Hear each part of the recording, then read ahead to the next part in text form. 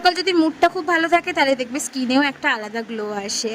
আচ্ছা, আরেকটার সঙ্গে কাজ করা উচিত, কিন্তু কি বলতো, বেশি করে জল খাওয়া উচিত। আমার মা বকে বকে জল খাইয়ে এই স্কিনের অবস্থা করিয়েছে, ভালো দেখে দেখেছো। আমি কিন্তু শুনি মায়ের কথা। দেন চলে গেছিলো, আজ বাড়িতে কিছু কাজ হচ্ছিলো, তারপরে বোনকে নিয়ে বেরিয়ে গেছিলাম। ওর আজকে রেজিস্ট্রেশন ছিল। দেখতে দেখতে আমার ছোটো বোনটা যে কত বড় হয়ে গেল, এক এক সময় ভাবি সেই পুচকিটা। আর এই স্কুল লাইফের কথা আজকে খুব মনে পড়ছিল এদের দেখার পর, জানো তো। তারপর বাড়িতে এসে কিছুক্ষণ ক্যাট মেরে ছবি তুলে নিয়ে একটু মুড়ি মাখা খেয়ে মায়ের সাথে অনেকটা গল্প করছিলাম। তারপরে বাবার সাথে আবার বেরিয়ে গেছিলাম, 2-3টে কাজ ছিল। বোন আজকে শ্রাবণ মাসের প্রথম সোমবারের উপোস করেছে, সেই ছোট্ট বোনও এখন নাকি উপোসও করছে। কত বড় হয়ে যাচ্ছে, দিনটা চলে যাচ্ছে তাড়াতাড়ি। দেন ওর জন্য দেখেছিলাম কলা, মিষ্টি, আম, আরও অনেক কিছু।